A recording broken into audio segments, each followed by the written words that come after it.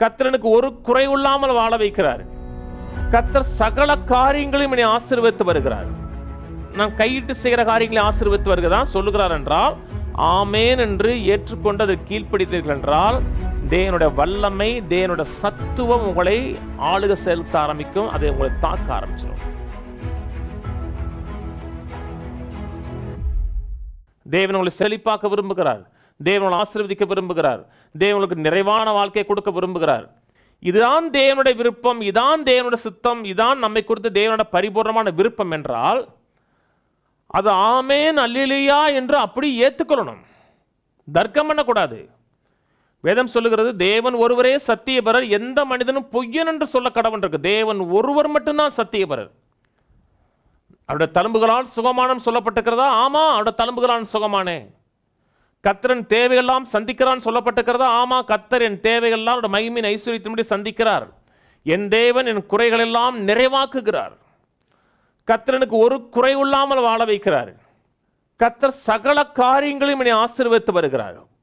நான் கையிட்டு செய்கிற காரியங்களை ஆசீர்வதித்து வருகிறதான் சொல்லுகிறார் என்றால், ஆமேன் என்று ஏற்றுக்கொண்டு அதை கீழ்ப்படித்தீர்கள் என்றால், தேவனுடைய வல்லமை, தேவனுடைய சத்துவம் உங்களை ஆளுக செலுத்த ஆரம்பிக்கும். அதை உங்களை தாக்க ஆரம்பிச்சிடும். மற்றவங்க சொல்லலாம், நீ உருப்பட மாட்ட, நீ மாடு மேய்க்கத்தான் லாய்க்கு, பன்னி மேய்க்கத்தான் லாய்க்குன்னு சொல்லலாம். ஆனால் நம்மை குறித்து தேவன் என்ன சொல்லுகிறான்னு தான் முக்கியம்.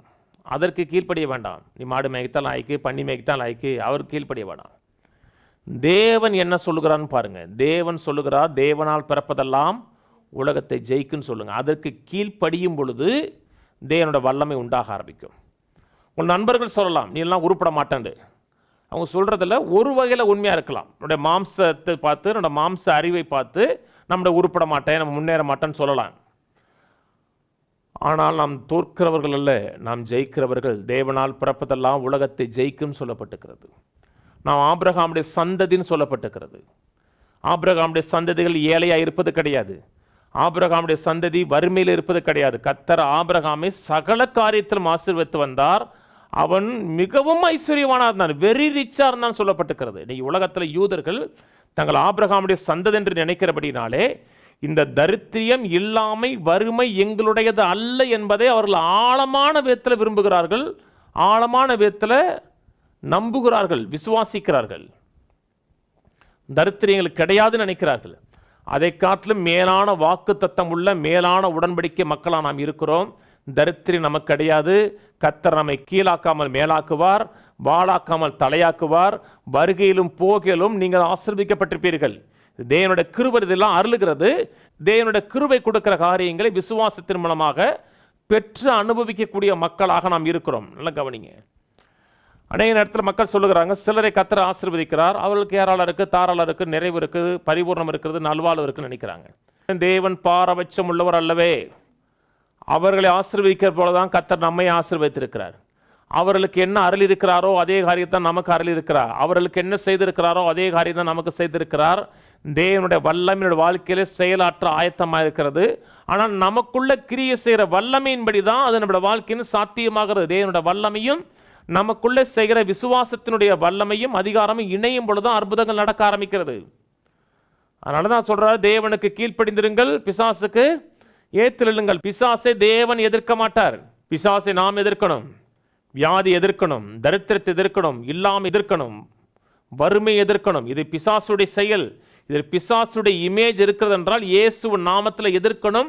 சபையில் இன்னைக்கு அநேக மக்கள் தரித்திரியமாக இருக்கிறதுக்கு ஒரே ஒரு காரணம், பிசாசுடைய செயலாக இருக்கக்கூடிய தரித்திரத்தை அவர்கள் எதிர்ப்பது கிடையாது, சாந்தமாக ஏற்றுக்கொள்ளுகிறார்கள். தேவன் நல்லவர். தேவன் அழிப்பது கிடையாது, தரித்திரத்தை கொடுப்பது கிடையாது, வறுமையை கொடுப்பது கிடையாது, தீமையை கொடுப்பது கிடையாது. நன்மையான ஈவுகளை கொடுக்கிறார்.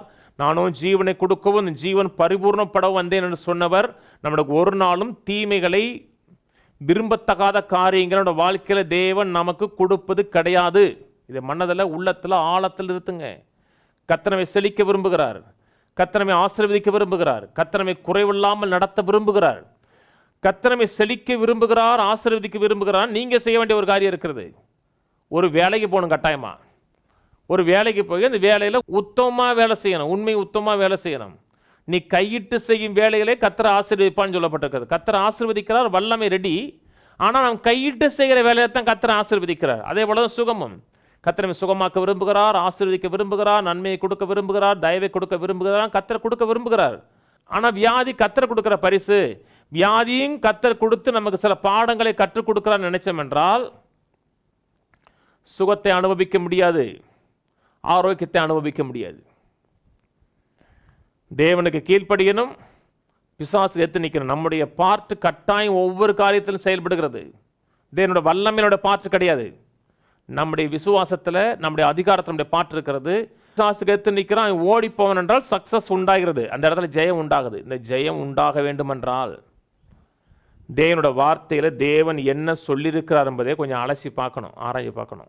அதனால தேவனோட வார்த்தைக்கு நாம் கவனம் செலுத்துவது, தேவனோட வார்த்தைக்கு முக்கியத்துவம் கொடுத்தது முக்கியமான காரியமாக இருக்கிறது.